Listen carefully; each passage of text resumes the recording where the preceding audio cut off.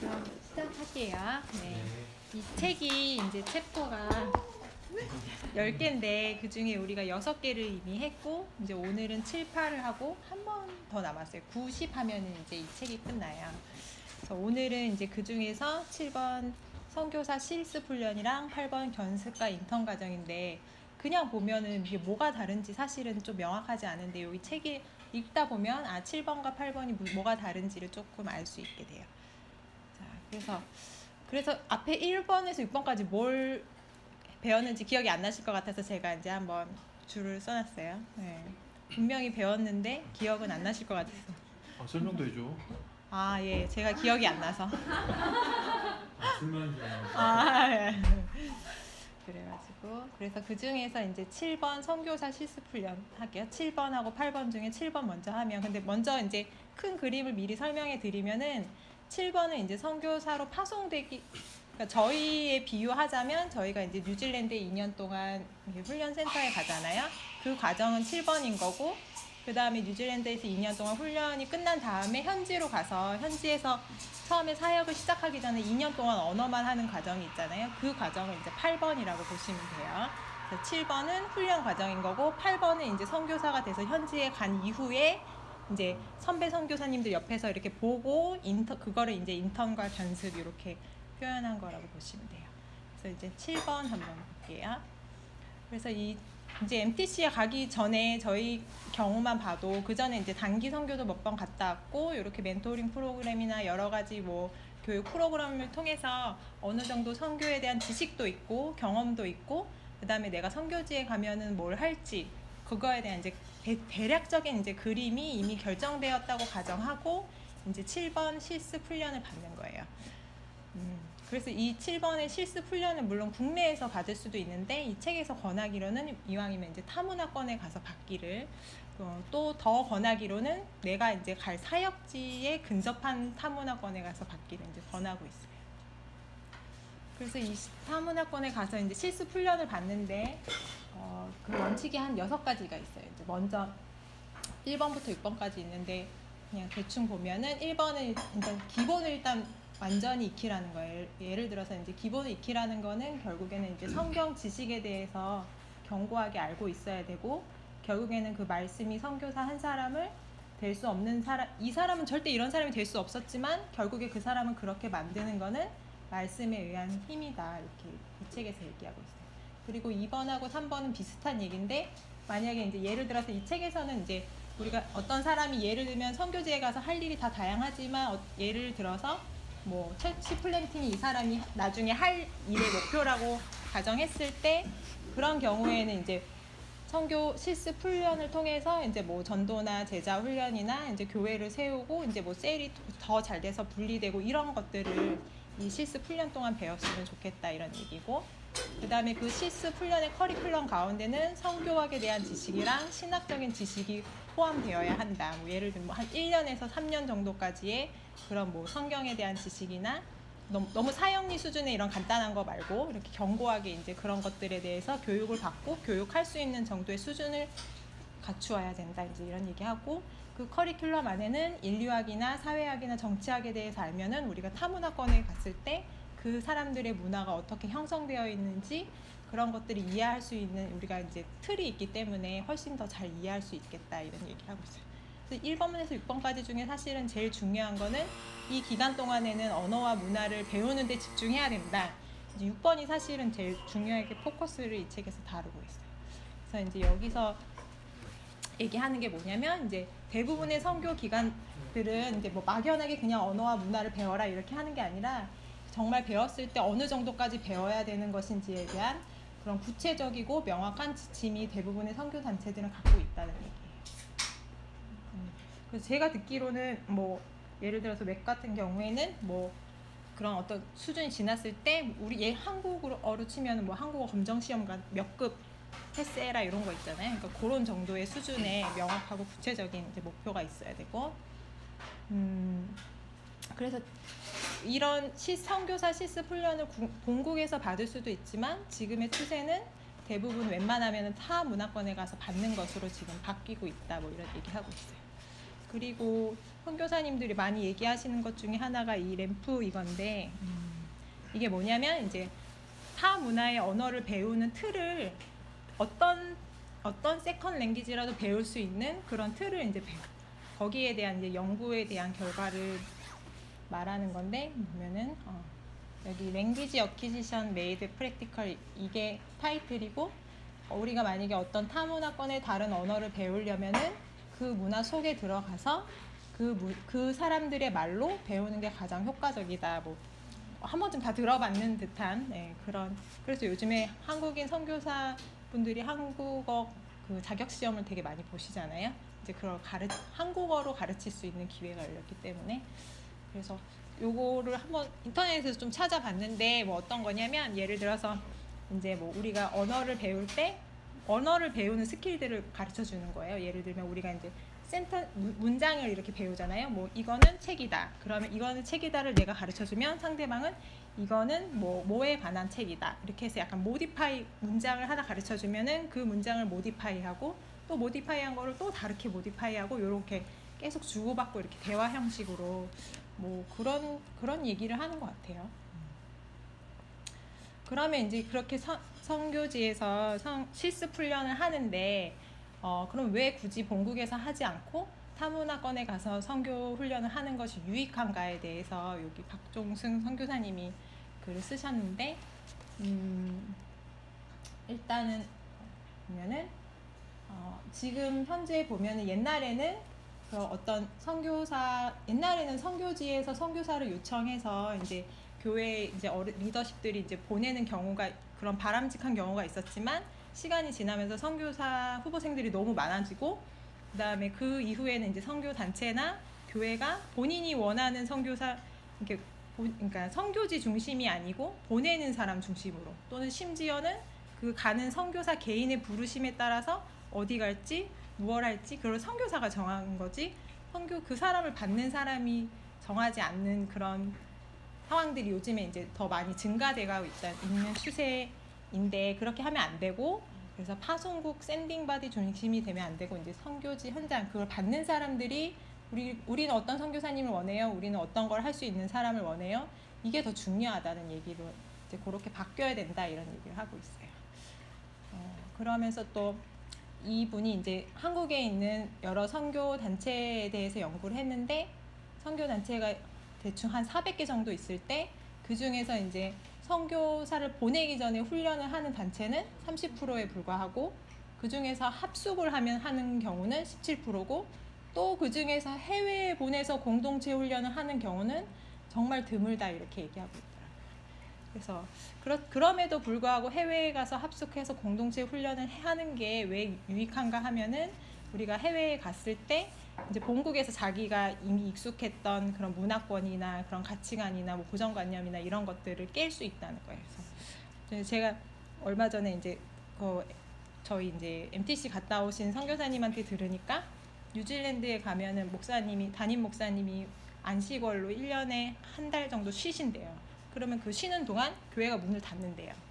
그럼 저는 딱 생각이 드는 게 그럼 성도들은 어떻게 주일 예배는 어떻게 그런데 근데 그 사람들은 이제 그게 너무 당연하다는 거예요. 그래서 그분도 처음에는 그렇게 저랑 똑같이 생각했지만 MTC를 2년 마치고 한국에 돌아올 때는 그렇지 목사님도 1년에 한 달 쉬어야지 그래야지. 거기서 이제 가서 있는 동안에 사고가 바뀌고 그 사람들을 더 잘 이해할 수 있게 됐다는 거예요. 그래서 뭐 예를 들면 선교사인데 주일날 교회를 안 가. 사실 우린 이해하기 힘들잖아요. 근데 이제 거기 가면은 이제 또 그런 상황들을 통해서 잘 이해할 수 있게 된다 뭐 이런 얘기를 하시더라고요. 그리고 일단 타 문화권에 간다는 것 자체가 이제 내가 그 문화권에서는 어린 아이가 되기 때문에 자기의 인격적인 성숙에 부딪힐 수밖에 없는 상황이 되고 그 다음에 타 문화권이기 때문에 그 본국에 이제 우리가 있었던 뭐 장로교회나 이런 거 말고 막 아프리카 가면 계속 막 춤추고 예배한다 하잖아요.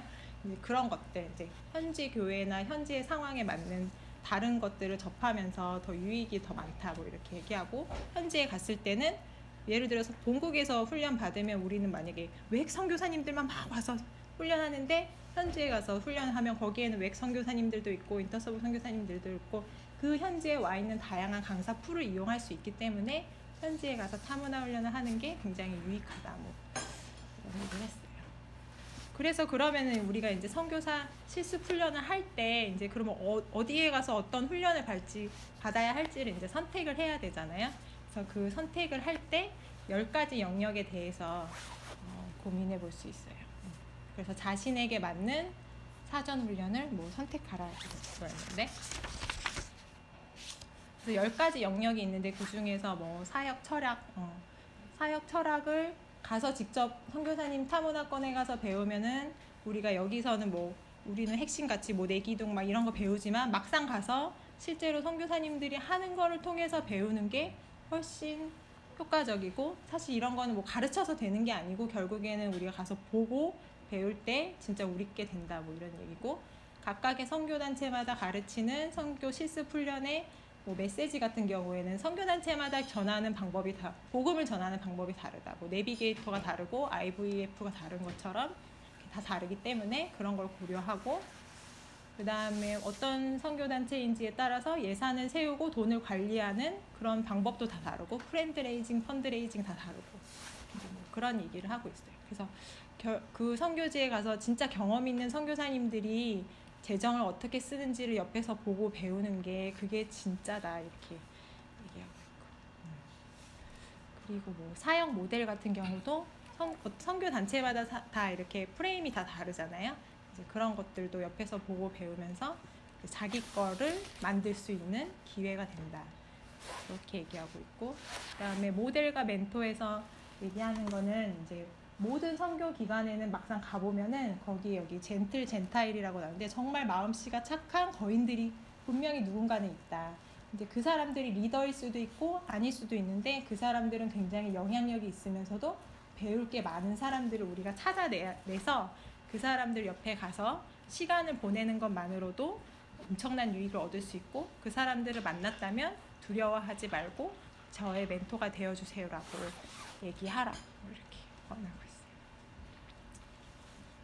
그리고 뭐 선교 단체마다 이제 복지를 어떻게 할 것인지에 대한 가치가 또 다 다르고, 그다음에 모든 선교 단체는 이제 우리가 결국에는 동원을 하는 일을 참여하기를 원한다.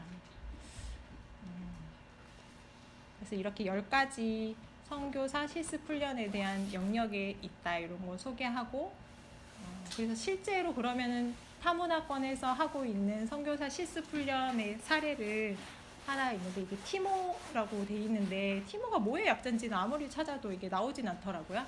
그래서 이제 이게 뭐냐면 여기 AIM이라고 아프리카 내지 선교회라는 그 선교 단체에서 하는 2년 과정의 프로그램이에요. 그래서 이제 아프리카에 가고자 하는 선교사 후보생들을 실제로 뭐 그 나라와 그 민족은 아닐지라도 아프리카 문화권에 가서 2년 동안 이제 훈련을 하는 거예요.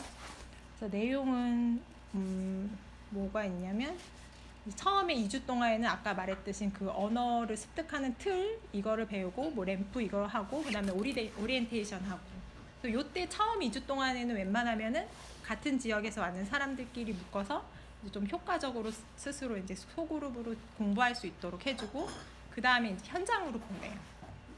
현장에서 한 2, 3일을 이제 좀 익숙해진다 하면은 그 현장에 이제 후보생들을 모아서 그 사람들 이제 각각 리더가 현지인 가정에 이 사람들 한 명씩 매칭해줘가지고 일주일 동안 그 가족들하고 진행해주는 거예요. 정말 싫을 것 같아요. 전 정말 힘들 것 같아요. 그래서 그 일주일 동안 그 전에 배웠는 그 램프를 한번 써먹어 보는 거예요. 언어를 한 가지 배웠으면 그 언어를 어떻게 한번 써보도록 이렇게 하고, 그 기간 동안에는 일주일에 한 번씩 모여서 그동안 뭘 배웠는지 서로 디스커션도 하고 뭐 격려도 하고 이런 시간도 있고, 그렇게 해서 시간을 보내다가 이제 첫 3개월 정도 됐을 때는 이제 타문화권에서 산다는 게 이제 이런 거구나라는 걸 이제 대충 알게 될 거고, 그런 문화적인 스트레스에 대해서도 이제 어느 정도 파악이 될 거다 이렇게. 그게 또 지나고 난 다음에는 영적 전쟁과 기도에 대해서 공부하는 시간을 갖고, 그 다음에 4번째에서는 타문화 환경에서 이제 실제적으로 이제 전도하고 교회 개척하는 것에 대해서 공부하고, 5번째, 6번째에 되면은 이제 사역을 마무리하는 과정까지. 그리고 6번째 갔을 때는 우리가 결국 사역지 이동하고, 그다음에 현지인들에게 사역을 이양하는 문제까지 이렇게 다 배우고 하는 게 이 2년의 커리큘럼이에요.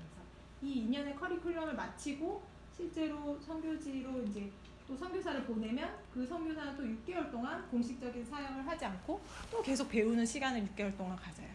굉장하죠. 근데 이제 이게 굉장히 길고 힘들지만 이거를 마친 선교사님들은 뭔가 다르다. 그 전에 왔던 사람들과 다르다는 평을 많이 받아서 사람들이 저 사람들은 뭐 왜 다르지? 라고 이제 질문을 던졌는데 아마도 그 해답은 이 교육 과정에 있지 않았을까라는 사람들이 그렇게 평가했다고 해요. 그래서 여기 이 커리큘럼 안에서 중요하게 생각하는 거는 이 10가지가 있고, 그리고 이태용 선교사님이 이제 영성과 선교학이라는 주제로 이렇게 조금은 동떨어진 것 같은 얘기를 쓰셨는데, 근데 사실 저한테는 되게 마음에 와닿았어요. 무슨 얘기였냐면 옛날에 선교사로 출발하는 사람들이 영성은 진짜 좋았지만 선교학에 대한 지식은 별로 없었단 말이에요. 그럼에도 불구하고 그 사람들이 이제 끝까지 버틸 수 있었던 거는 그들의 영성이 어떤 어려움이 있더라도 잘 극복할 수 있는 밑바탕이 됐었는데, 최근에는 이제 우리나라가 점점 더 잘 살게 되면서 평안한 환경에서 자란 사람들이 이제 그런 어려운 환경에서 견디는 게 너무 힘들어지는 거예요. 제가 그렇거든요, 지금. 제가 걱정되는, 제가 제 자신이 많이 걱정되는데, 그래서 그렇구나, 요즘에는 그런 것들이 충분히 그럴 수 있겠다 이런 생각이 좀 많이 들고, 그래서 결국에는 이제 영성과 선교학 두 개를 다 갖춘 그런 사람들을 길러내야 된다, 뭐 이제 이런 얘기를 하고 있었어요. 그리고 여기 요 선교사 리더십 개발, 이거는 저는 별로 중요하게 생각 안 하고 그냥 넘어갈게요. 이제 그렇게 해서 2년 동안 타문화권에서 이제 선교사가 되기 위한 훈련을 마친 사람들을 이제 결국 이걸 마치고 나서 이제 진짜로 선교지로 가잖아요. 저는 이 선교지에 갔을 때 또 2년 동안 언어에만 집중하는 시간을 갖고, 또 베테랑 선교사님들이 어떻게 하는지 옆에서 보고, 그런 것들을 이제 견습과 인턴 과정이라는 명칭으로 인해서 어떻게 하는지 한번 보겠습니다. 그래서 여기서 말하는 인턴이라는 거는 결국에 다른 말로 하면은 신임 선교사예요.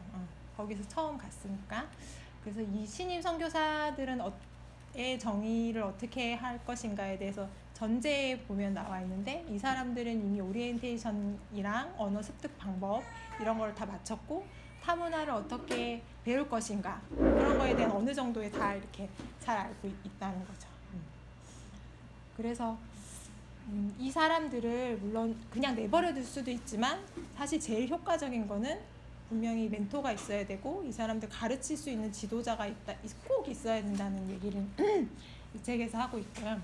그래서 그 언어를 하는 그 시간 동안 흥미로운 거는 이 책에 이제 어느 정도까지 죄송해요 잘할 것인가에 대해서 구체적으로 나와 있는데, 그냥 일반적인 생활을 잘 하고 이런 게 아니고, 그때 2년이 마쳤을 때의 목표는 기초적인 영적 주제를 가지고 간단한 대화를 할 수 있어야 된다.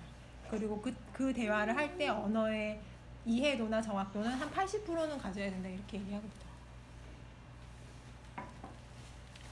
있더라고요. 그래서 이렇게 구체적인 수치로 표현해 주는 게 참 되게 좋은 것 같아요. 그래서 그 절차는 이제 2년 동안 어떻게 되냐면, 먼저 1년 동안 인턴 과정에 적용할 수 있는 학습 유형을 배우고, 그래서 그 중에 첫 6개월 중에는 한 3주 동안 또 현지인 가족과 함께 유대 관계를 맺어야 된대서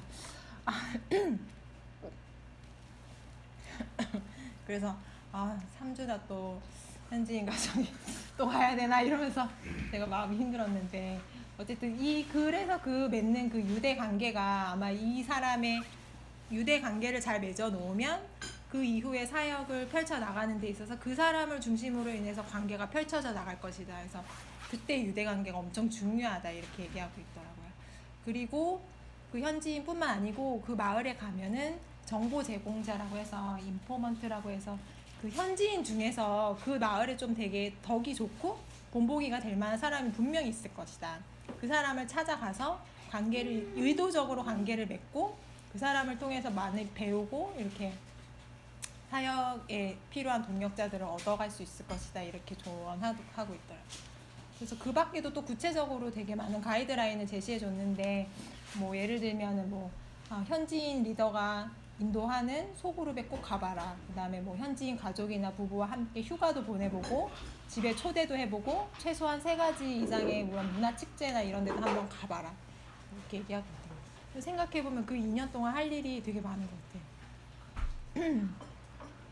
그래서 조금 더 구체적으로 그러면 그 2년 동안 이 시기와 이 시기와 이 시기와 이 시기에는 뭘 포커스를 둬야 되나 하는 거를 2년을 4등분해서 6개월씩 나눠서 이렇게 또 얘기를 했는데 그 중에 6개월 중에 첫 6개월을 또 3개월씩 나누면 그 첫 3개월은 현지인 가정이나 이제 첫 3개월에 딱 선교지에 가면은 먼저 집 구하고 가구 구하고 뭐 환전하는 거 알고 대중교통 하는 거 알고 뭐 그런 것들 하고 그 다음 3개월에 가서는 중고차 사고 그 다음에 이제 내가 어느 교회가 있으면 교회도 찾고 그 다음에 이제 뭐 은행도 가고 뭐 이제 이런 것 그런 거를 첫 6개월 동안 하고 그 다음 6개월 동안에는 이제 서서히 이제 사역의 가능성에 대해서 알아보는 거예요. 그래서 내가 만약에 사역을 하게 되면 어디서 무엇을 할지 누구랑 할지도 이제 조금씩 생각을 하고 그 다음에 그 나라에서 발간되는 책, 문화에 관한 책을 좀 열심히 읽어보도록.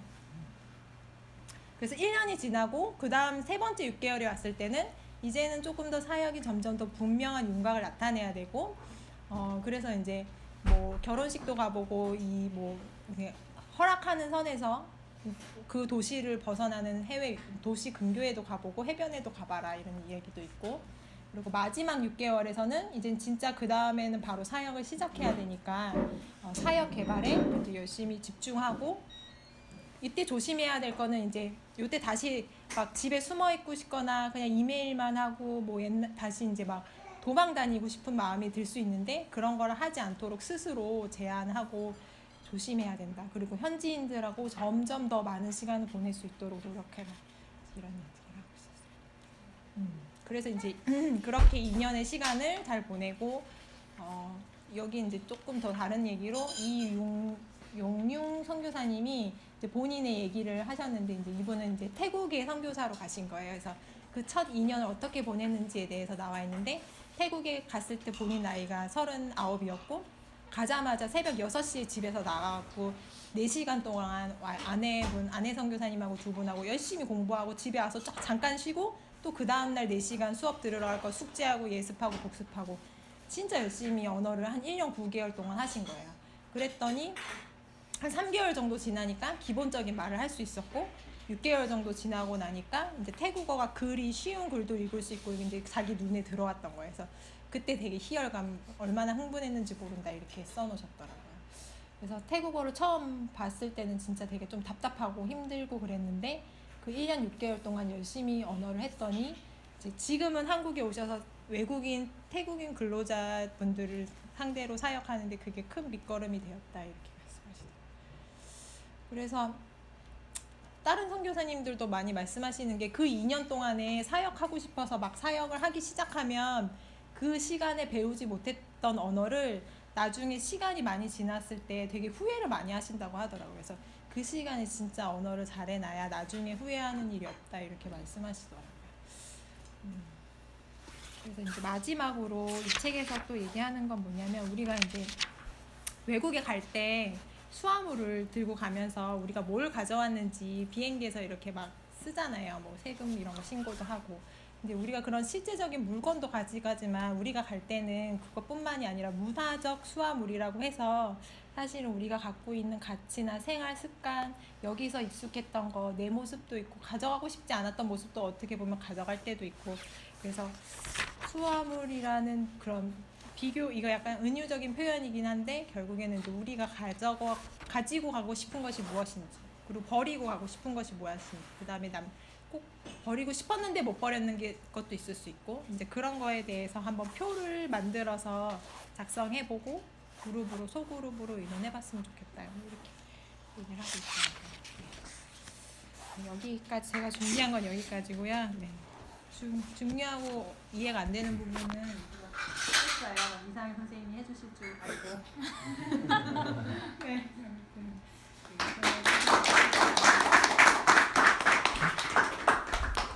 뭐 뒤에 뭐 더 한다 안 했나? 응? 뭐야? 수화물요? 아니. 아, 예. 먼저 코멘트 뭐예요? 아 코멘트 하라고? 그 티모가 네. 트레이닝 인 미니스트리 아웃리치라고 이게 이제 AIM에서 하는 이제 그런 프로그램인데 아까 전에 이제 뭐 저도 코멘트 할 건 없는데 넘어간 거 있잖아요, 그죠? 선교사 리더십 개발. 저는 이거를 보면서 이거 희연 집사, 최희연 선교사요 나중에 여성 리더십으로 굉장히 잘 설 수 있겠다 그런 생각을 내가 되게 많이 해가지고 이걸 꼭 언급할 줄 알았는데 그것만 언급 안 했네. 자기 얘기인 것처럼 같아가지고 언급을 안 한 건지 해가지고. 근데 이제 그 이거를 읽으면 이 내용을 내가 준비 안 한 게 너무 잘했다 이런 생각이 굉장히 들었어요. 가는 사람들이 지금 굉장히 필요하다는 생각이 되게 많이 들었을 것 같아요. 준비하면서 나는 만약에 내가 가면 야 이거 진짜 좋은 가이드다. 가서 어떻게 내가 하고 어떤 목표를 잡고 어떻게 진행해야 될지에 대해서 이렇게 큰 그림을 그려준 거잖아요. 물론 이제 우리가 받는 우리가 선택하는 어떤 그 선교 단체에 따라서 색깔은 달라지긴 하겠지만 전반적으로 어떤 목표를 잡아야 되는지는 명확하게 이제 떠나는 입장에서 너무 잘 가이드가 되었고 이 선교사 리더십 개발을 이제 뺀 이유는 사실은 이제 신임 선교사 입장에서는 너무 먼 얘기처럼 느껴질 수 있어서 아마 뺐을 것 같은데 저는 요거에서 보면요 그 281페이지 보면 하나의 표로 그냥 다 썸머리가 돼 있어요.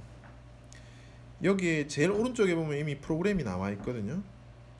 근데 여기 프로그램에서 제가 다 알지는 못하지만 이게 LM 그 위에 뭐 퍼스펙티브스는 아는 거고 그죠? 월드 크리스천 파운데이션에서 하는 WCF는 제가 잘 모르겠고 그 밑에 보면 LMC라는 게 그 리더십 메터스 코스라는 게 요게 보통 많이 쓰더라고요. 이거는 그 어디서 나온 거냐면 위클리프에서 하는 리더십 훈련이거든요. 요거하고 밑에 프로젝트 티모티 OMF 거 요거는 제가 이제 조금 많이 찾아본 것 중에 하나예요.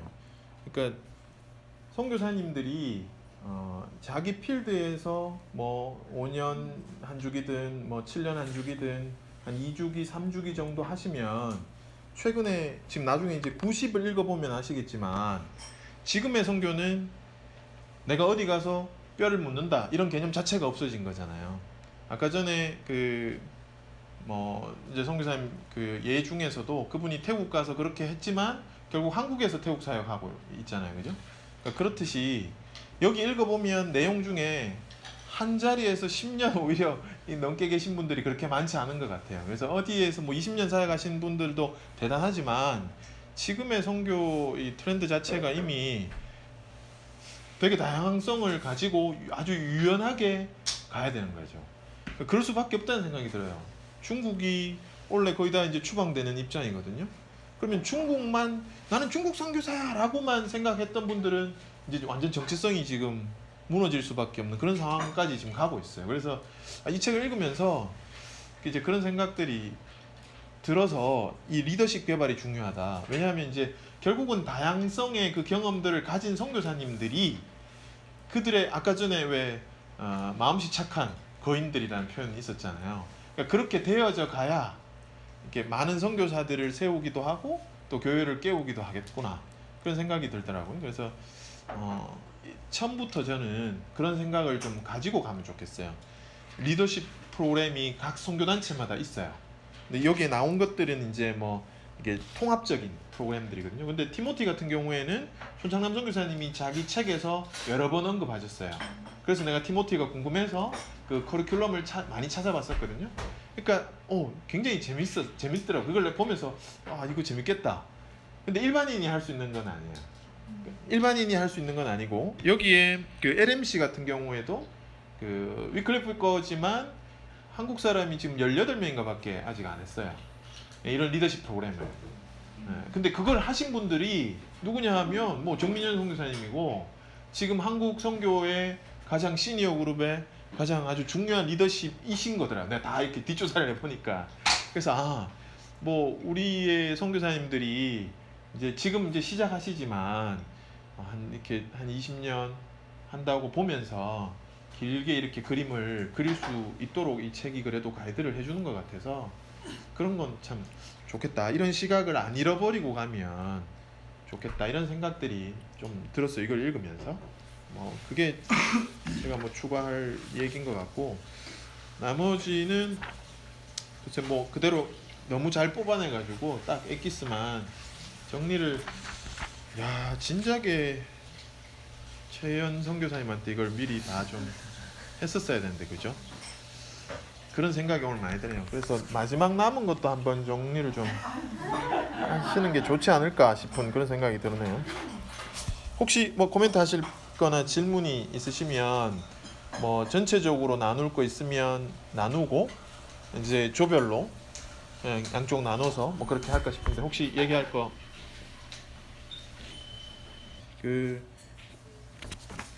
또 굉장히 저도 좋게 봤던 내용이 283페이지에 나오는 생명력 있는 선교사를 위한 역할 개발 해가지고 나와 있던 책도, 이것도 아주 심플하게 정리했지만 너무 와닿았어요. 사실 선교지가 지금 우리가 하는 이런 발표를 선교지에서 10년 안에 할까요? 그런 생각이 드는가요?